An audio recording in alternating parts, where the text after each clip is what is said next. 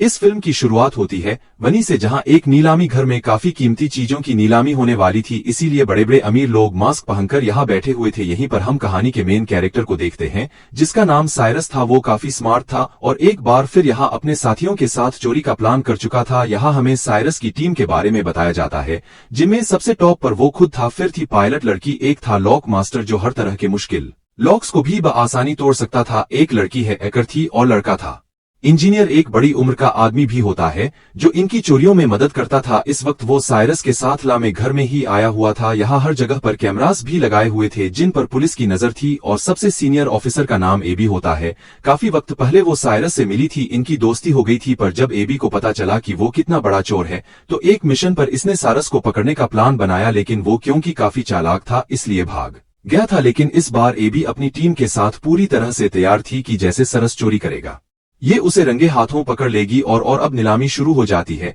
सबसे पहले एक काफी महंगी पेंटिंग को लाया गया जिसकी एक के बाद एक बोले लगने लगती है, लेकिन आखिर में वो 2 करोड़ की बिक जाती है। मगर ये चोर साइरस और उसके साथी जो पहले इस तार में बैठे हुए थे ये उस पेंटिंग को कस्टमर तक पहुंचने से पहले ही चोरी कर लेते हैं और उसी व ब्लैक मार्केट में उसी दाम 2 करोड़ में बेच भी देते हैं। जिसके बाद बारी आती है सबसे खास किस्म की चीज की जिसका नाम NFT था, और क्योंकि इसको बनाने वाला क्रिएटर अपनी पहचान बताना नहीं चाहता था इसलिए उसने रेपर मास्क लगाया हुआ था। अब इस क्रिएशन NFT में तकरीबन 200 कैमरास लगे हुए थे जो वीडियो रिकॉर्ड करके बहुत अच्छी वीडियो एडिट करके देती थी। अब इसकी नीलामी शुरू हुई 1.5 से 2.5 करोड़ हुई थी कि तभी यहाँ है कर अपना काम करती है। वो एक बटन दबाकर लिफ्ट कहती है। ऐसा होते ही वहां की सारी लाइट्स बंद हो गई, धमाके होने लगी तो हर तरफ अफरा तफरी मच जाती है। अब जहां अमीर लोग भागने का सोच रहे थे तो यहाँ साइरस अपना काम करता है। जो 2.5 करोड़ की बोली लगी थी वो खुद साइरस ने लगाई थी, इसलिए वो अब NFT कीटर के पास आया, कहता है कि आप मेरे ठिकाने पर ही आ जाओ, NFT भी वहीं ले ली जाएगी और पैसे भी हम वहीं दे देंगे। अब ये सारी चीजें ऊपर बैठी एबी देख रही थी, पर साइरस और उसकी टीम जो यहाँ से भाग रही थी उनके पीछे पीछे एबी और उसकी टीम पड़ जाती है। वो खास किस्म की कश्ती स्पीड बोर्ड में बैठ जाते हैं। पुलिस को चकमा देकर समंदर के बीच में आ गई, इन्होंने बैरियर्स खड़े कर दिए जिससे पुलिस पीछे अटक गई और ये लोग यहाँ से आगे निकल जाते हैं। ये लोग अपने ठिकाने और शिप में पहुंचे जहाँ ये NFT की लेन देन की बाद वो पार्टी करते हैं। जो अभी भी छानबीन कर रही थी वो नीलामी में आए लोगों की वीडियो बड़े गौर से देख रही थी। उसकी नजर साइरस के साथ ही हेल्पर पर गई जो अभी भी वही था, इसलिए ये लोग उस तक पहुंचकर उसे पकड़ लेते। उधर पता चला कि इन चोरों ने जब NFT को चोरी किया तो ब्लैक मार्केट में उसकी कीमतें बढ़ती गई, 3 से 4, 4 से 5 फिर करोड़ हो गई। पर उसे एक्टिवेट चलाने के लिए इन्हें असली मालिक की जरूरत थी, इसलिए ये उस क्रिएटर को भी उठा लाई थे। सारस उससे बात करता है, कहने लगा कि तुम्हारा NFT मार्केट में हाँ 3 करोड़ का बिकना था, वो अब चोरी होने की वजह से ब्लैक मार्केट में 8 करोड़ का बिकेगा। तुम्हें लगता है हमने तुम्हें ऐसे अगवा किया? नहीं, बल्कि ब्लैक मार्केट में बेचकर आधा मुनाफा तुम्हें भी देंगे, इससे तुम्हारा हमारा दोनों का फायदा होगा। तो टेंशन ना लो, जम की पार्टी करो। सरज की टीम का हेल्पर एबी के सामने बैठा हुआ था और सभी सवालों के उल्टे सीधे जवाब दे रहा था। एबी कहती है कि मैं तुम्हें जेल में डाल दूंगी और सबके सामने तुम्हारी सच्चाई ले आऊंगी। बेहतर होगा कि तुम अपनी टीम के बारे में हमें सब कुछ बता दो। तब हेल्पर कहता है कि मेरी टीम इस वक्त लंदन में है, अगर ने पकड़ना है तो मेरे साथ वहां जाना होगा, इसलिए अब अभी अपने साथियों के साथ लंदन के पुलिस डिपार्टमेंट में जाती है। यहाँ उसकी मुलाकात एक और ऑफिसर से हुई जो उसे बताता है कि मुझे खुफिया तरीके से पता चला है कि सबसे बड़ा माफिया जिसका नाम लार्स है उसने हाल ही में मार्केट के शेयर्स के साथ हीरा फेरे की है, जिससे कीमतें ऊपर नीचे होने की वजह से उसे बहुत मुनाफा हुआ है। मगर इस मुनाफे की वजह मार्केट या चीजों की कीमतों की उलटपुलट नहीं बल्कि मम का पानी पूरे शहर में फैला दिया, जिससे वहां बाढ़ आ गई, घर डूब गए, लोगों की जानें चली गई। तो इस वजह से मार्केट के साथ ये सब हो पाया और अब लार्स बिल्कुल ऐसा ही एक दूसरे शहर के साथ भी करने वाला है, जिसमें लार्स के साथ साथ एक और काफी बड़ी माफिया भी शामिल है और ये काम वो दोनों अगले 2 महीने में अंजाम दे देंगे। लार्स उस माफिया को पहले पेमेंट करेगा, वो पैसे नहीं सोना होगा, वो भी 1-2 किलो नहीं बल्कि पूरे 10 टन। और अब उनकी इस डील को तोड़ने और पेमेंट रुकवाने के लिए मुझे तुम्हारी जरूरत है। तो ऑफिसर बताता है कि हमें एक ऐसे बंदे की तलाश है जो चोरों की तरह ही सोचकर चोरों को पकड़ सके। जाहिर है इस काम के लिए हमें किसी मास्टरमाइंड चोर की जरूरत है, और वो कौन है तुम अच्छे से जानती हो साइरस। जिस पर एबी फौरन बोली, नो नो नो सर, जैसा आप सोच रहे हैं वैसा कुछ नहीं हो सकता। आप चाहते हैं मैं साइरस के पास जाकर उससे मदद मांगूं और वो भी हमारी मदद करने को तैयार हो जाएगा? कभी नहीं, नामुमकिन है। ये तब ऑफिसर कहते हैं कि तुम्हें कैसे भी करके उसे मनाना होगा ताकि हम लार्स को रोक सके। इस पर अभी मान गई फौरन पहुंच जाती है साइरस के पास। यह दोनों एक दूसरे को ही दोष देने लगते हैं कि तुमने धोखा दिया, तुमने दिया। पर आखिर में बात खत्म करके साइरस उसकी आने की वजह पूछता है, जिस पर एबी कहती है कि तुम्हें मेरे लिए एक चोरी करनी होगी और उसे वो सारी बातें बता देती है जो एबी को ऑफिसर ने बताए। फिर कहती है कि तुम्हें वो सारा सोना चोरी करना होगा, जिसके बाद साइरस ये सारी बात अपने साथियों को भी बताता है। उसके साथी चौंक तो गई, पर साइरस कहता है कि समझ सकता हूं कि यह काम मुश्किल है लेकिन करना बेहद जरूरी है, क्योंकि अगर वो लोग अपने प्लान में कामयाब रहे तो पूरा शहर बाढ़ में भेजाने की वजह से बर्बाद हो जाएगा, मासूम लोग मर जाएंगे। और अब बारी बारी सारे लोग पता लगवाने की कोशिश करने लगते हैं कि आखिर लार्स और वो माफिया ये प्लान अंजाम कैसे देंगे। पता चला कि वो सारा सोना सबसे पहले लार्स के अड्डे से निकलेगा, फिर ट्रक्स के जरिए वहां से ले जाया जाएगा, जिसके बाद वो प्लेन के जरिए उसकी मंजिल तक भेजा जाएगा। इसलिए अब यहाँ साइरस और उसकी टीम अपने अपने कामों में लग जाती है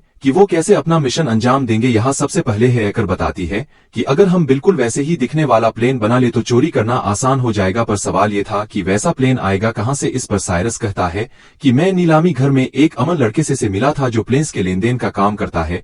उसके पास एक ऐसा प्लेन है जो थोड़ा बहुत उससे मिलता जुलता है, जिसे हम खुद तब्दील करके वैसा बना सकती है। तो हो सकता है वही हमें उस प्लेन को दे दे। इसलिए अब ये सारे लोग उस प्लेन डीलर के पास पहुंच जाते हैं जो इन्हें वही आलीशान प्लेन दिखाता है। ये काफी खूबसूरत भी था लेकिन इसे उड़ाना मना था क्योंकि इसमें कई सारे एलईडी ग्लास लगे हुए थे, साथ ही बहुत ज्यादा शोर भी था। इसलिए डीलर अपना प्लेन देने से मना कर देता है, लेकिन एबी उसे यह बता देती है कि मैं पुलिस वाली हूं, इस तरह के प्लेन्स रखना वैसे भी कानूनी है और अगर तुमने यह हमें न दिया तो जेल की हवा खाओगे। जिस पर आखिर वो मान ही जाता है। अब प्लेन तो मिल गया था, तो अगला सबसे बड़ा मसला यह था कि रडार पर हेरा फेरे कैसे गजाए, जिसके लिए इन्हें बनाना होगा पीएसआई जो इस तरह के सिग्नल्स बनाएगा जिससे हालांकि हवा में दो ही प्लेन्स उड़ रहे होंगे मगर वो सिग्नल सिर्फ एक ही प्लेन दिखाएगा। लेकिन यहाँ एक छोटा सा मसला था, मतलब जब इन दोनों प्लेन्स को एक दूसरे के ऊपर नीचे करेंगे तो कुछ वक्त के लिए रडार पर ये दोनों ही प्लेन्स नजर आएंगे जो हेडक्वार्टर में बैठे हुए लोग देख लेंगे। इसलिए इनने वहां अपने किसी खास आदमी को बिठाना था, जिस पर एबी कहती है कि एयरपोर्ट पर मैं एक ऑफिसर को जानती हूँ जो मेरा दोस्त है, वो हेडक्वार्टर में ही बैठा होता है, तो हमारा काम वो कर देगा। इसलिए ये अब उस ऑफिसर से जा मिले जो व्हील चेयर पर था। इन्होंने अपनी बात रखी जिसके लिए वो साफ साफ मना कर देता है कि सॉरी मैं ये काम नहीं करूंगा क्योंकि इसमें चोर शामिल है। नहीं, बिल्कुल नहीं। पर तभी सारस कहता है कि मैं इस काम के बदले तुम्हें 10 लाख दूंगा, जिसके लिए वो ऑफिसर मान गया। तो ये सारी टीम अपने अपने काम पर लग जाती है और इस प्लेन को ये लोग बदलने में लग जाते हैं, मतलब कि रंग वगैरह करते हैं ताकि ये दूसरी प्लेन की तरह लगने लगे। जिसके बाद पीएसआई की मशीन बनाई जाती है जो सिग्नल्स में हेराफेरी करेगी, पर उसका साइज बड़ा लग रहा था और वो किसी बॉम्ब से कम नहीं लग रही थी। इसलिए एबी हैकर को कहती है कि ऐसा करो, इस पीएसआई मशीन के छोटे छोटे कई सारे हिस्से बना दो जो हर एक मेंबर को दे दिया जाएगा, इस तरह काम आसान हो जाएगा। इसके लिए हैकर मान गई और काफी मेहनत करने के बाद वो पीएसआई मशीन की अलग अलग हिस्से बना देती है। जिसके बाद आखिरकार इनका फाइनल दिन आ जाता है जहां सब लोग अपने अपने हिसाब से तैयार हो जाते हैं। इन्होंने आधे टिकट बिजनेस क्लास के लिए थी तो आधे इकोनॉमी की, ताकि ये पूरे ही प्लेन में फैल जाए। पता चला कि लार्स कि 2 गुंडे बिजनेस में तो 3 इकोनॉमी क्लास में है, जबकि सबसे नीचे था 10 टन सोना। जिसके बाद ये पूरी टीम अपनी चोरी को अंजाम देने के लिए पूरी तरह से तैयार हो जाती है। हैकर ने सभी कैमरास को हैक कर लिया था ताकि हर एक चीज पर नजर रखी जा सके, जबकि लॉक मास्टर ने अपने हिस्से की पीएसआई मशीन बाथरूम में जाकर लगा भी दी। इनका एक साथी डर गया था इसलिए वो साथ नहीं आया था। तब उसके हिस्से का काम एबी करने का सोचती है। वो अपने बिजनेस क्लास के बाथरूम में जाकर दूसरी पीएसआई मशीन को वहां लगाने लगती है, पर तभी एक झटका लगने की वजह से वो मशीन छोड़कर नीचे गिर गई, टूट जाती है। उसके कई सारे टुकड़े हो गए जिससे एबी काफी परेशान हो गई क्योंकि कैसे भी करके दोबारा जोड़कर ये मशीन यहां लगानी ही थी। मगर अब गुंडे भी वॉशरूम में आना चाहते थे और अगर उन्होंने ये देख लिया तो इनका प्लान चौपट हो जाएगा। लेकिन यहाँ ठीक वक्त पर साइरस आ गया और अब ये दोनों मिलकर मशीन को जोड़कर वहां लगा ही देते हैं, जबकि पायलट अपनी जहान से अपने वाले प्लेन को उड़ाकर उस बड़े वाले प्लेन के नीचे ले आती है। साथ ही पीएसआई के एक्टिवेट होने का इंतजार करने लगती है ताकि दोनों लेनस की रडार का एक ही सिग्नल जाए। इसलिए अभी हेडक्वार्टर की रडार में 2 ही प्लेन्स की सिग्नल्स आ रही थी, जो देखकर एयरपोर्ट ऑफिसर की साथी कहती है कि हमें इस बारे में ऊपर खबर कर देनी चाहिए। जिस पर वो ऑफिसर इन्हीं एबी का साथी जवाब देता है कि ये मामूली सी खराबी होगी, 2-3 मिनट में ठीक हो जाएगी। वो उसे अपनी बातों में उलझाने लगा। जिस बीच पीएसआई के एक्टिवेट होते ही पायलट अपने वाले प्लेन को दूसरे प्लेन से कर लेती है। ऐसा होते ही सिग्नल मिलने लगे जिसे अब रडार पर बस एक ही प्लेन नजर आने लगता है। तब ऑफिसर अपने साथी को कहता है, देखो मैंने कहा था ना ये खराबी है। लो अब ठीक भी हो गई। अब उधर लॉक मास्टर नीचे वाले एरिया में पहुंचता है जहां सोने वाली तिजोरी पड़ी हुई थी। वो अपनी हाईटेक मशीन को तिजोरी पर लगाकर उसका लॉक तोड़ने की कोशिश करता है, पर इस बीच गुंडों को शक हुआ, इसीलिए वो अपने सोने तक पहुंचने की कोशिश करने लगते हैं। इस बात की खबर जैसे सारस को हुई वो उन्हें रोकने में लग जाता है, जिससे उन सब चोरों की लाट के गुंडों से लड़ाई शुरू हो जाती है। इनकी जबरदस्त हाथापाई होने लगती है। चलते हुए प्लेन में ये लोग लड़ रहे थे। अब झटके लगने की वजह से पायलट को लगता है जैसे प्लेट में कोई गड़बड़ी है, इसलिए वो फौरन हेडक्वार्टर में खबर करता है।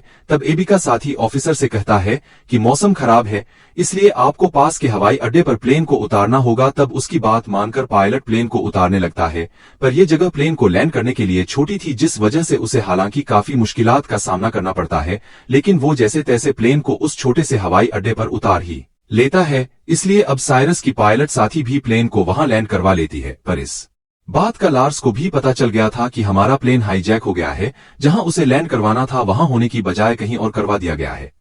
इसलिए लार्स अपने साथियों को कहता है कि जिसने भी मेरे सोने को मुझ तक पहुंचने से रोका है उन्हें खत्म कर दो या फिर मेरे पास लेकर आओ। उधर लॉक मास्टर सारस से माफी मांगता है कि प्लीज मुझे माफ कर दो, मैं टाइम के अंदर अंदर लॉक तोड़कर सोना नहीं चुरा पाया। अब ये सोना गुंडों और इनके हेड माफिया डार्स के हाथ लग जाए और ये अपनी खतरनाक डील कर लेंगे। अब इनके पास और कोई रास्ता नहीं था, इसलिए गुंडों के साथ सोने समेत ये लार्स के पास जाने लगते हैं। इन्हें प्लेन के जरिए इनकी पायलट ही ले जा रही। उधर लार्स के पास वो माफिया भी आ जाती है। वो चाहती थी कि डेल होते ही जल्द से जल्द शहर में बाढ़ आ जाए ताकि मार्केट के शेयर्स ऊपर नीचे होने से दोनों को ही फायदा हो, लेकिन उस माफिया को भी पता चल गया था कि जिस प्लेन के जरिए इनका सोना आ रहा था वो हाईजैक हो गया है।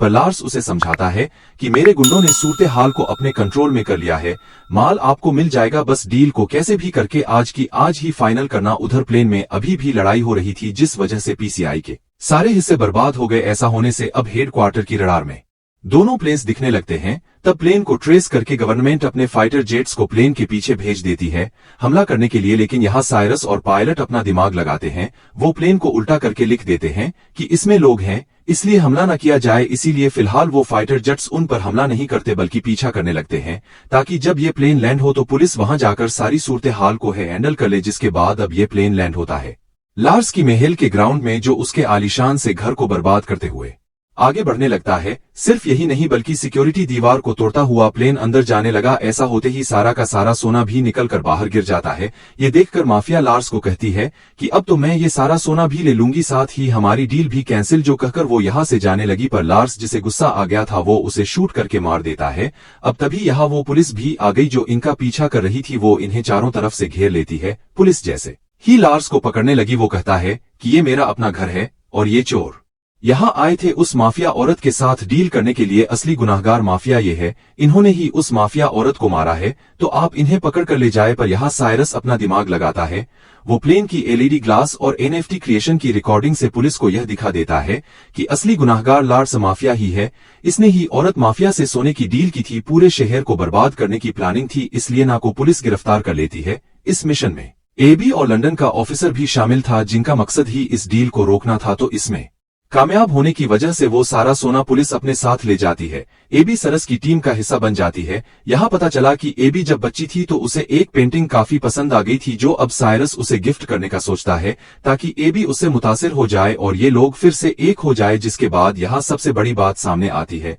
असल में लॉक मास्टर ने सारा सोना वहां से निकाल लिया था, वहां असली सोने की बजाय नकली सोना रख दिया था और इस तरह करके दिखाया, जिससे वो तिजोरी तोड़ने में कामयाब नहीं हुए। यानी कि जो सोना पुलिस के हाथ लगा था वो सिर्फ सोने जैसे दिखने वाली लोहे की ईंटें थी, जबकि असली सोना तो उसी वक्त आसमान से गायब कर दिया गया था और ये लोग उसे अपने ठिकाने पर भिजवा चुके थे। यानी ये चोर एक बार फिर अपने मास्टरमाइंड की वजह से इतनी बड़ी चोरी अंजाम देने में कामयाब रहे थे। ये लोग फिर अपना सोना लेने के लिए जाते हैं। सब इतने बड़ी कामयाबी पर एक दूसरे के गले लगकर मिलते हैं। इनकी खुशी का कोई ठिकाना नहीं था।